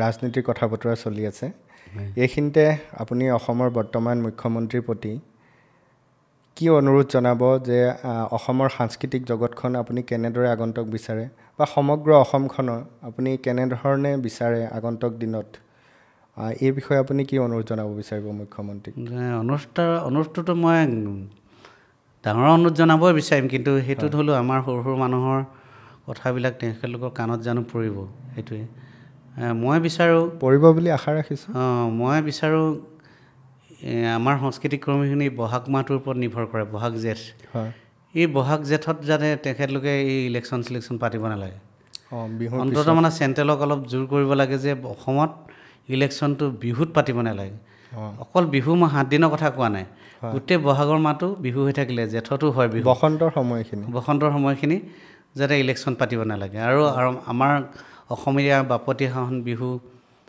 কাতি বিহু বহাগত বাৰু বন্ধ দিয়ে কাতি বিহুত বন্ধ পালন কৰিব লাগে মাঘৰ বিহুত বন্ধ পালন কৰিব লাগে এইখিনি আমি অনুৰোধ জনাম আমাৰ বাপতিসাহোন বিহুটোক যাতে আটাইতকৈ ওপৰত ৰাখে অসমৰ সেইটো মই অনুৰোধ জনাম আমাৰ সাংস্কৃতিক কৰ্মীখিনিৰ কথানো কি ক'ম তেখেতে যদি অলপ আমাৰ বজোৱা যিবিলাক ল'ৰা আছে বহুত কষ্টত আছে বাদ্যযন্ত্ৰী যিবিলাক বন্ধ হৈ যায় যুদ্ধ হ'ল এতিয়া যুদ্ধটো থাকিলে কাহ গ'ল কৰোণা গ'ল গতিকে এইবিলাকত বহুত কষ্ট পালে যদি তেওঁলোকক যদি কিবা এটা মানে অকণমান আৰ্থিক অনুদান মাননি দিয়া ব্যৱস্থা কৰে তেনেকুৱা যাতে এখন আইনে বনায় তেওঁলোকে আঁচনি তেনেধৰণৰ আঁচনি এখন বনায় তেতিয়া আমি বহুত সুখী হ'ম আৰু বাদ্যযন্ত্ৰীসকলৰ কাৰণে যাতে তেওঁলোকে এটা নিৰ্দিষ্ট মাননি পাই থাকে তাৰ বাবে এখন আঁচনি প্ৰস্তুতৰ বাবে মাননীয় মুখ্যমন্ত্ৰীক আপুনি অনুৰোধ জনাইছে আশা কৰিছোঁ তেখেতে আপোনাৰ এই অনুৰোধটি তেখেতৰ কাণত পৰিবগৈ আৰু তেখেতে বিচাৰ বিবেচনা কৰি যিমান সম্ভৱ হয় তেখেতে গ্ৰহণ কৰিব বুলি আমিও আশা ৰাখিছোঁ এই মঞ্চৰ পৰা। ইয়াৰ পিছতে আপুনি ক'লে ইতিমধ্যে যে আপোনাৰ এটা ফিচাৰীত কাৰেণ্টৰ সম্পৰ্কত কথাটো ক'লে, গতিকে আমি জানো বা অসমৰ প্ৰায়খিনি ৰাইজে জানে যে আপুনি শস্যৰ লগতে পশু পক্ষীৰ সৈতে এখন মিশ্ৰিত কৃষি পাম আপুনি চলাই আছে আৰু এক আদৰ্শ দাঙি ধৰিছে বুলি ক'ব লাগিব। বৰ্তমান সময়ত আমাৰ যুৱ প্ৰজন্মই হওক বা অসমবাসী ৰাইজে কৃষি কৰ্মৰ প্ৰতি কিছু অনীহা প্ৰকাশ কৰা দেখা গৈছে আৰু প্ৰায় সময়তে অসমৰ পথাৰসমূহ এনেই পৰি থকা দেখা যায়। গতিকে আপুনি এজন আদৰ্শ কৃষক বুলি আমি ক'ব বিচাৰিছোঁ।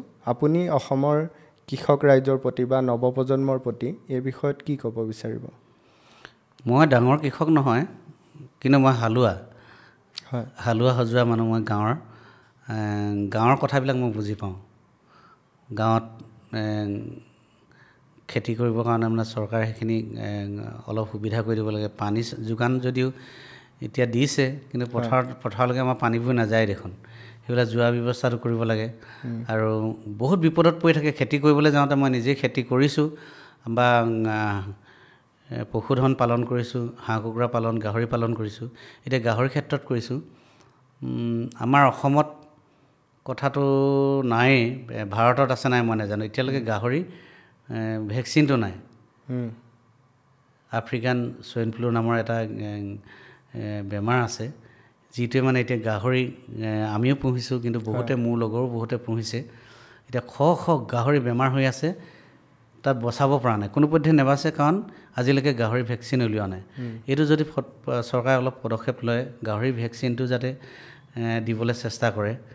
নিশ্চয় ক'ৰবাততো আছে চাগে এইটো ভেকচিনটো, পৃথিৱীৰ কোনোবা জেগাততো থাকিব লাগে। যদি আছে তেতিয়া আমাৰ ইয়াতো এইটো প্ৰযোজ্য হওক, ইয়াতো আনক ভেকচিন, ইয়াতো দিয়ক। তেতিয়া আমাৰ যিসকল পশুপালক আছে তেওঁলোকে পশুধনৰ মানে ভেকচিনটো আমাক দিব লাগে, নহ'লে বেমাৰ হৈ চব মৰি যায়। বহুত লছ খায়, মানে সাংঘাতিক লছ খায়। এতিয়া গাহৰি মানে মোৰে মানে মাহেকত দানাই আনিব লাগে 3 লাখ মান টকা। মাহেকতে 3 লাখ মান টকা গাহৰি দানাই লাগে। গতিকে গাহৰিখিনি যদি গোটেইখিনি মৰি শেষ হৈ যায়, তেতিয়াহ'লে কিমান মাহ আমি দানা খুৱাবলগীয়া হৈছে। তেতিয়াহ'লে কোটি টকা, লাখ টকা কথা থাকে। গতিকে মোৰ নিচিনাকৈ বহুতৰে তেনেকুৱা গাহৰি বহুত মৰিছে, সাংঘাতিক গাহৰি মৰিছে। এতিয়া কিন্তু গোটেই ছেকেণ্ডবাৰ যেন আমি এইবিলাক ব্যৱসায় নকৰিম তেনেকুৱা লাগি গৈছে। সেইখিনি কিন্তু পদক্ষেপ ল'ব পাৰিব চৰকাৰে, আমি নিজে কৰিব নোৱাৰিম। আৰু খেতিৰ কথাটো ক'বলৈ গ'লে ৰাইজে একচুৱেলি এতিয়া চব্জিবিলাক যে কিনি খাই থাকে, আমাৰ মানুহে গাঁৱত অলপ কম আছে চব্জি কিনি খোৱা মানুহ, তথাপি আজিকালি বহুত হৈছে। মানে ফ্ৰী চাউলটো পাই যায়। ফ্ৰী চাউলটো পোৱা যোৱাৰ লগে লগে মানুহবিলাক অলপ এলেহুৱা হৈছে, কাম কৰিবলৈ ইচ্ছা নকৰে, চন পেলাই থৈ দিয়ে খেতিবিলাক। গতিকে এইটো নাই, নিজৰ মাটিডৰা নিজেই হাল বাই খেতি কৰিব লাগে বুলি মই উপলব্ধি কৰোঁ দেই। এইটোতো আমি সৰু মানুহ, আমি তেনেকৈ কাৰোবাক উপদেশ দিব পৰা মানুহ মই নহয়। তথাপিও মই ভাবোঁ, মানে আমি উপলব্ধিয়ে কৰোঁ, নিজৰ খেতিডৰা নিজে খেতি কৰিব লাগে, ঘৰৰ ভাত খাব লাগে, এইটোৱে ভাবোঁ। বহুতখিনি সকাহ আহি যায়। চব্জি খেতি কৰিবলৈ আকৌ বেছি মাটি নালাগে নে? 2 কঠা যদি আপোনাৰ মাটি থাকে, আপুনি চব্জি ঘৰত খাই শেষ কৰিব নোৱাৰে, বেলেগক খুৱাব পাৰিব, বিক্ৰী কৰিব পাৰিব। 2 কঠা মাটি 1 বিঘাও নালাগে। গতিকে 1 কঠা মাটিটো প্ৰায় মানুহৰ থাকে। সেই 1 কঠাত মানে এইবলৈ মদ পানী খাই বহি নাথাকি যদি অলপ খেতি কৰা হয়, তেতিয়া যথেষ্ট উপকৃত হ'ব বুলি ভাবোঁ। আৰু ব্যৱসায় ক্ষেত্ৰত কৰিলেতো লাভহে হয়, লোকচান নহয়। কিন্তু চৰকাৰে কিছু সহায় কৰিলে ভাল। ধন্যবাদ জনাইছোঁ। আশা ৰাখিছোঁ আপোনাৰ যি অনুৰোধ বা পৰামৰ্শ এয়া সংশ্লিষ্ট কৰ্তৃপক্ষৰ কাণত পৰিবগৈ আৰু তেখেতলোকে প্ৰয়োজনীয় ব্যৱস্থা গ্ৰহণ কৰিব। খেতি বাতিৰ কথা আমি পাতিলোঁ। এতিয়া আমি পাতিব বিচাৰিছোঁ আগন্তুক আপোনাৰ পৰিকল্পনা সাংস্কৃতিক ক্ষেত্ৰত। নিশ্চিতভাৱে আপোনাৰ পৰিকল্পনা আছে, এই বিষয়ে যদি অকণমান ৰাইজক আমাৰ জনায়। পৰিকল্পনাটো মোৰ গানৰে পৰিকল্পনা বেছি আছে। খেতিৰ ক্ষেত্ৰত বা ফাৰ্মৰ ক্ষেত্ৰত যিখিনি চলি আছে চলি থাকিব। মই বেছিকৈ আটাইতকৈ মই ভাল পাওঁ আন্তৰিকতাৰে গানটো। গান বহুত বেছি ভাল পাওঁ। গানৰ অবিহনে মই জীয়াই থাকিব নোৱাৰিম। গতিকে জুবিন গাৰ্গৰ আদৰ্শৰে, সুধাকণ্ঠ আদৰ্শৰে আমি গানত আগবাঢ়ি যাবলৈ চেষ্টা কৰিম। ভূপেন হাজৰিকাদেৱৰ কথা আপুনি কেইবাবাৰো উল্লেখ কৰিছে হয় তেখেতৰ গীত আপুনি ৰেকৰ্ড কৰিছিলে নেকি তেখেতৰ গীতবিলাক এনেকৈ ৰেকৰ্ড কৰিব নোৱাৰি এতিয়া যথেষ্ট ধৰা বন্ধা আছে তেখেতৰ গীতখিনি মানে ৰেকৰ্ড কৰিবলৈ তেখেতৰ গীত এতিয়া গাই পেলাই ৰেকৰ্ড কৰিব নোৱাৰে ৰেকৰ্ড কৰি আমি ইউটিউবত দিব নোৱাৰি ইউটিউবত কৰি দিলে মানে আমি মানে জেল খাটিব লাগিব তেখেতৰ গান মানে কৰি ধৰক এনেই আমি শুনিবৰ কাৰণে গান কৰিব পাৰিম কিন্তু মোৰ সেইটো গানকে যদি আকৌ ইউটিউবত দি দিয়া হয় তেতিয়া কিন্তু আমি জেল খাটিবলগীয়াও হ'ব পাৰে তেনেকুৱা কিছুমান নিয়ম আছে কিন্তু তেখেতৰ গীত মই সাংঘাতিক ভাল পাওঁ সুধাকণ্ঠৰ গীত বহুত যেনেকৈ জুবিন গাৰ্গৰ গীত ভাল পাওঁ আপুনি ভাল পোৱা অন্যতম গীত এটা যদি অকণমান গুণগুণাই দিয়ে ভূপেন হাজৰিকাদেৱৰ সুধাকণ্ঠৰ গীত আৰু প্ৰায় মোৰ সেই গানবিলাক বেছি ভাল লাগে মই তেতিয়া আগতেও গাইছিলোঁ বহুত দিনতে গোৱা নাই গানটো অকণমান গাবলৈ চেষ্টা কৰিছোঁ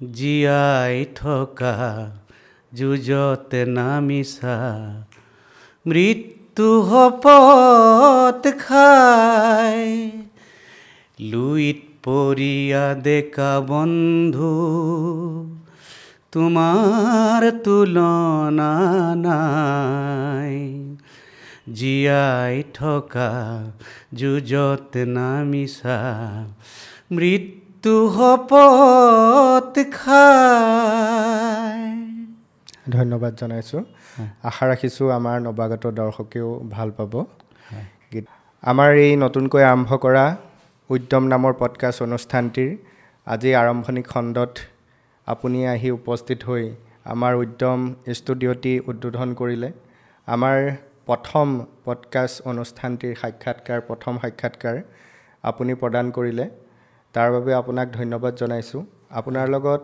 আপোনাৰ শৈশৱৰ পৰা আৰম্ভ কৰি আপোনাৰ কেনেধৰণে সংগীত জগতত আপোনাৰ সৃষ্টিৰাজিসমূহ আৰম্ভ হৈছিলে সকলোৰে শ্ৰদ্ধাৰ সদ্যপ্ৰয়াত শিল্পী সকলোৰে আপোন জুবিন গাৰ্গ ডাঙৰীয়াৰ লগত আপোনাৰ কেনেধৰণৰ এক মধুৰ সম্পৰ্ক আছিলে এই বিষয়েও আমাৰ দৰ্শকসকলক জনালে তাৰ বাবে আপোনাক ধন্যবাদ জ্ঞাপন কৰিছোঁ সদৌ শেষত আজি এই বিশেষ দিনটো জুবিন গাৰ্গদেৱৰ মহাপ্ৰস্থানৰ পিছত তেখেতৰ প্ৰথমটো জন্মদিন গতিকে তেখেতক আমি পুনৰ এবাৰ স্মৰণ কৰি তেখেতৰ অতি এটা জনপ্ৰিয় গীতে যদি আপুনি অকণমান গুণগুণাই অনুষ্ঠানটি সামৰণি মাৰে নিশ্চয় আমাৰ নৱাগত দৰ্শকসকলে ভাল পাব হয় ময়ো সকলোকে পুনৰবাৰ স্নেহ শ্ৰদ্ধা জনাইছোঁ উদ্যম চেনেলটিৰ জৰিয়তে আজি কিছু কথা কোৱা হ'ল আমি আশা কৰিছোঁ এই উদ্যম চেনেলটি পডকাষ্ট চেনেলটি আপোনালোকৰ মৰমেৰে আঁকোৱালি ল'ব আৰু আপোনালোকে মৰমেৰে আঁকোৱালি ল'লেহে ব্ৰডকাষ্ট চেনেলটি বহুত ওপৰলৈ যাব পুনৰ উদ্যমে কাম কৰিয়ে থাকিব আমাৰ ভাইটিয়ে নিশ্চয় গতিকে শেষত এতিয়া জুবিন গাৰ্গৰ গীত গাম বহুত গীত গাইছে জুবিন গাৰ্গে এতিয়া মই এটা কথা দেখিছোঁ জুবিন গাৰ্গে কিছুমান বিচৰা ধৰণে কামবিলাক হোৱা নাই তেখেত মহাপ্ৰস্থান কৰিলে তেখেতে তাৰপিছতে দেখিছোঁ অসমৰ আকাশে বতাহে এতিয়া পলিটিক্স তেখেতক লৈ ৰাজনীতি কৰিব বিচাৰিছে গতিকে তেখেতে যিটো ভাল পোৱা নাছিলে ৰাজনীতিক তেওঁক প্ৰত্যক্ষভাৱে প্ৰশ্ৰয় দিয়া নাছিলে গতিকে তেওঁক লৈ যাতে মানে তেওঁক লৈ যাতে তেনেকুৱা পলিটিক্স নকৰে আমি তাৰ বাবে আহ্বান জনাম সকলোকে মানুহজন গায়ক হৈ থাকিবলৈ দিয়কচোন তেওঁক ভালকৈ যেনেকৈ গুচি গ'ল তেওঁ আদৰ্শৰে আমি কাম কৰি যাম তেওঁ কৈছিলে মন্ত্ৰী MLA সকলক তেওঁ কৈছিলে যে এখন পাপৰৰ লগত তুলনা কৰিছিলে পলিটিক্স গীতে গাইছিলে মন্ত্ৰী MLA চব পাপৰহে মাত্ৰ দেখিবলৈ খাদ্য আচলতে শব্দ তেওঁলোকে পাপৰখন শব্দ বুলি কৈছিলে হিৰুদাই তেওঁক কৈছিলে তেওঁ ইয়াতে সেই শব্দটো লিখি দিলে আৰু তেওঁক মানে পাপৰ লগত মন্ত্ৰী MLA বিলাকৰ লগত তুলনা কৰিছিলে মানে সেইকাৰণে পাপৰখন বেছি সূৰ্যৰ ওচৰলৈ যাব নালাগে কাৰণ জুবিন গাৰ্গ প্ৰাণৰ শিল্পী আমাৰ জুবিন গাৰ্গ নিজে এটা সূৰ্য হয় তেওঁ ওচৰলৈ বৰ বেছি যাব নালাগে তেওঁ আদৰ্শৰে কাম কৰি থাকক তাৰে আহ্বান কৰিম মন্ত্ৰী MLA চব পাপৰহে মাত্ৰ দেখিবলৈ খাদ্য আচলতে শব্দ পৰিৱৰ্তন শব্দটো শুনিবলৈ ভাল ঘেণ্টাডাল তেওঁ কৈছিলে দেই মই কোৱা নাই পলিটিক্স নকৰিবা বন্ধু পলিটিক্স নকৰিবা বন্ধু দুবেলা দুসাঁজ ভাত খুটি খুটি খাওঁ পলিটিক্স নকৰিবা বন্ধু পলিটিক্স নকৰিবা বন্ধু জাতিৰ মাটিৰ গান গুণগুণাওঁ পলিটিক্স নকৰিবা বন্ধু পলিটিক্স নকৰিবা বন্ধু ধন্যবাদ পুনৰ এবাৰ আপোনালৈ আমি ধন্যবাদ আৰু আন্তৰিক কৃতজ্ঞতা জ্ঞাপন কৰিছোঁ আৰু আমি আমাৰ দৰ্শকসকলৰ প্ৰতি বিনম্ৰ অনুৰোধ জনাইছোঁ আমি নতুনকৈ এই পডকাষ্ট চেনেলটি আৰম্ভ কৰিছোঁ আমাৰ অজানিতে হৈ যাব পৰা ভুল ভ্ৰান্তিৰ বাবে আপোনালোকে ক্ষমা কৰিব আৰু আপোনালোকৰ গঠনমূলক দিহা পৰামৰ্শ আমাক সদায় আগবঢ়াই যাব আপোনালোকে আশীৰ্বাদ কৰিব আৰু আমাৰ এই পডকাষ্ট চেনেলটি নিজৰ চেনেল বুলি আঁকোৱালি ল'ব এই কামনাৰে আজিৰ এই আমাৰ পডকাষ্টৰ প্ৰথম সাক্ষাৎকাৰ অনুষ্ঠানটি সামৰণি মাৰিছোঁ ধন্যবাদ